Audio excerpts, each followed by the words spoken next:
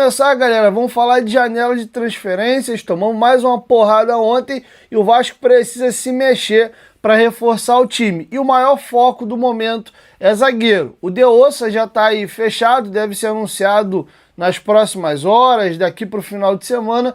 E o Vasco está no foco agora do zagueiro de perna direita. E nós temos 5 nomes confirmados aí. Tinha vazado já o nome do Diego Carlos, agora nós temos mais 4 nomes para trazer para vocês. Inclusive, ontem à noite ainda, o companheiro Vene Casagrande apurou e confirmou que o Vasco de fato consultou a situação do Diego Carlos, ouviu do Fenerbahçe ali, que o jogador foi comprado por 10 milhões de euros, tem mais de 2 anos de contrato, que não empresta. Se quiser, tem que comprar. Ele fez uma boa temporada pelo Como da primeira divisão italiana. O próprio Como tem interesse em ficar com o jogador se o Fenerbahçe reduzir as cifras, então ele ainda desperta interesse europeu. Então não é uma negociação simples, tá? Mas de fato, o Vasco sondou o Diego Carlos junto ao Fenerbahçe para entender a situação.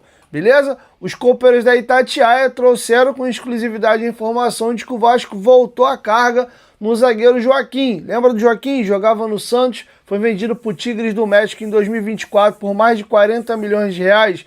Desde que ele chegou no México, ele é titular, inclusive marcou o gol do Tigre contra a equipe do Toluca na final na Champions da CONCACAF.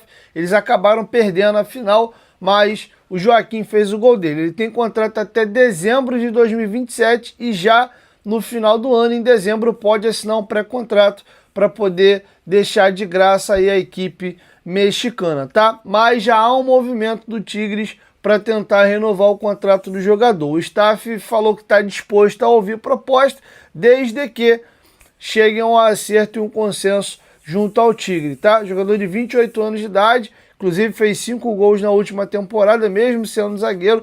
Todo ano, sempre 1, 2, 3 golzinhos ele deixa. É um zagueiro que eu já falo dele aqui um tempão e eu gosto. O cara já é habituado ao futebol brasileiro, uma boa idade, ele tem uma boa altura, tem 1,87 m, tem boas credenciais, tá? E o Globoesporte.com trouxe à baila mais alguns nomes que ainda não estavam circulando no noticiário e agora está público. Quais são os outros jogadores, Dieguinho? O Vasco abriu consulta no Palmeiras pelo zagueiro Murilo. O Vasco foi tentar entender a situação porque o Palmeiras contratou o Alexander Barbosa e aí o Vasco foi entender, pô, vocês vão ficar com o Murilo na reserva aí?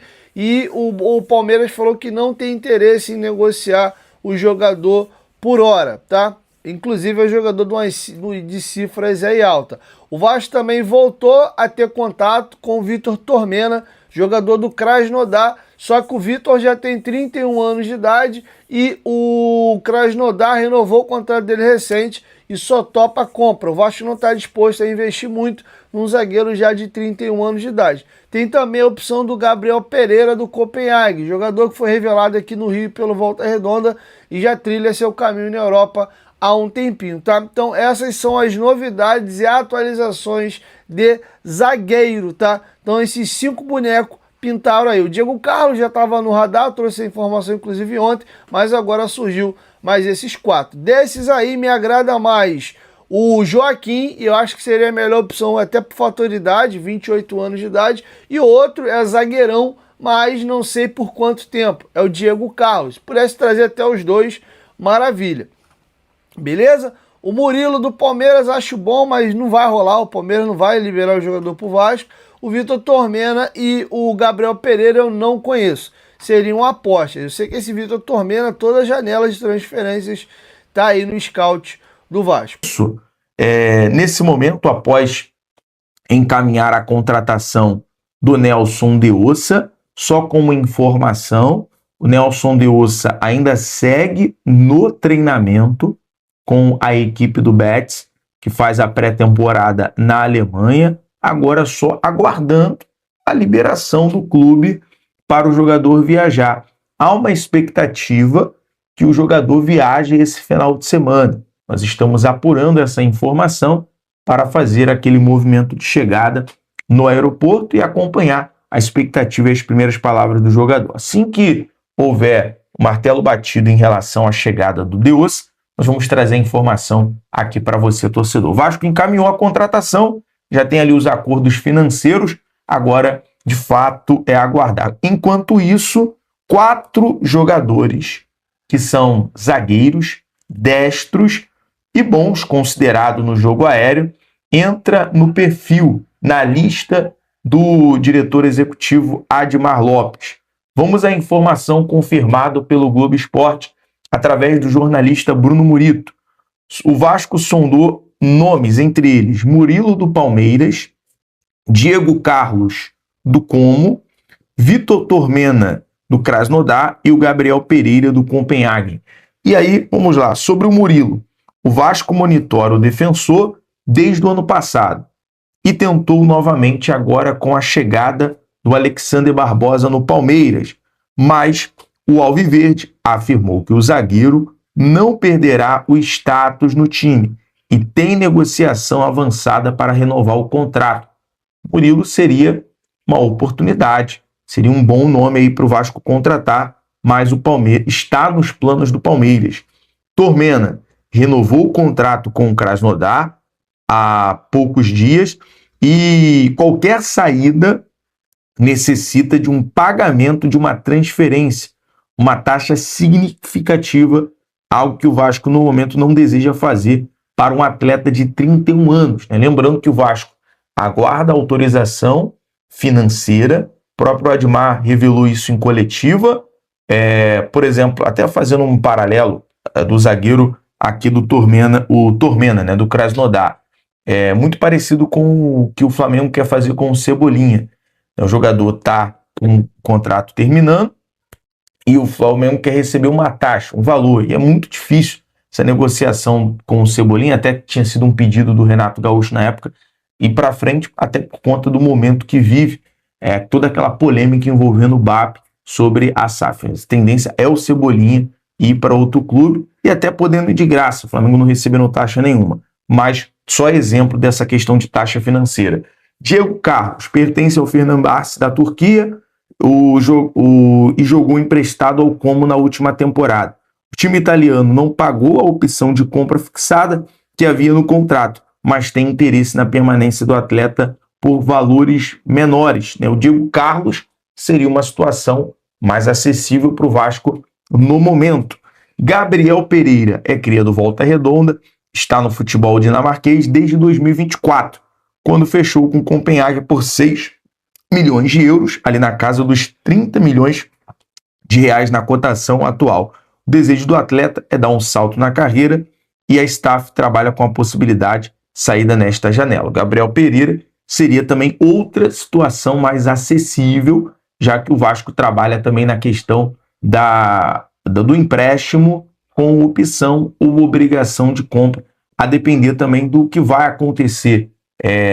O Vasco que intensifica agora a questão da venda da SAF para adiantar as negociações. A venda acaba se tornando uma situação urgente para o Vasco ter condições financeiras, fluxo para poder seguir e trabalhando no mercado da bola, já que o jogo de ontem escancara muito isso, né? Deixa muito claro a necessidade de contratações.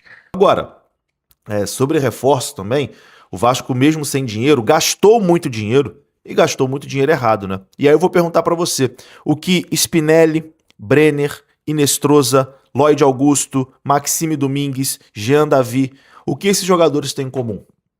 Todos eles foram contratados por essa diretoria, que muitas das vezes é isenta das críticas, e eu tenho certeza que agora tem gente em casa torcendo o nariz, porque eu tô criticando a diretoria, vai ter gente aqui falando, nossa, como se a culpa fosse do Pedrinho, tá criticando o Pedrinho. O Pedrinho tem responsabilidade sim, não acho que o Pedrinho seja mau caráter, não acho que o Pedrinho seja ladrão, não é, parece ser um cara honesto, bem intencionado, mas que errou na gestão de futebol do Vasco.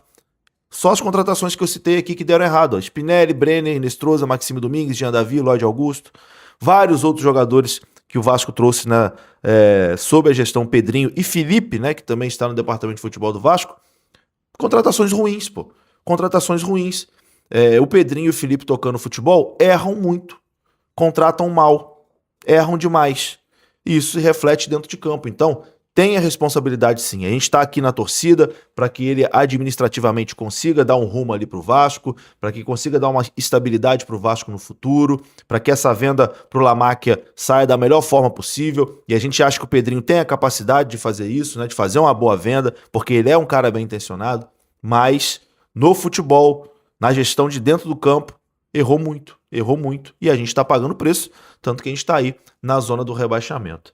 Bora agora falar sobre situação da venda da Vasco da Gama SAF, tá? Notícia muito importante que a gente acabou de obter é que a família La Máquia pode ter chegado finalmente a um acordo, mas esse acordo não é com o Vasco, porque o acordo com o Vasco a gente sabe que ele já tem, né? Todo mundo já sabe disso, eles já falaram isso em público, mas parece que a família La Máquia conseguiu encontrar um denominador comum com quem? Com a ACAP, que é a dona da 777 Carioca, né? Parece que eles conseguiram chegar a um entendimento pela compra dos 31% das ações que hoje são da ACAP ou da 777 Carioca, cada um fale o que quiser, mas isso é muito significativo, por quê? Porque agora, com esse acordo, só falta uma coisa, irmão. Só falta a juíza liberar a venda na justiça. E aí a gente vai abrir o processo de leilão. E aí, se algum outro investidor quiser chegar, fazer uma proposta, que eu acho que não vai acontecer, eu acho que é muito pouco provável que aconteça, a gente pode ter mais alguma movimentação. Caso contrário, o Vasco já poderá fazer uma captação financeira, né? Pegar um empréstimo DIP, né? De 100, 150, 200 milhões, a gente não sabe ainda. E aí, irmão, vai destravar o Vasco, vai fazer com que o Vasco tenha capacidade de ir ao mercado competir por reforços de alto nível. E quando eu digo reforço de alto nível, é do nível do De Ossa, tá? Jogador que chegue para ser titular, jogador que chegue para tirar o Vasco dessa situação complicadíssima que o Vasco se encontra nesse momento no Campeonato Brasileiro e pare de correr riscos de ser rebaixado para a Série B no ano que vem.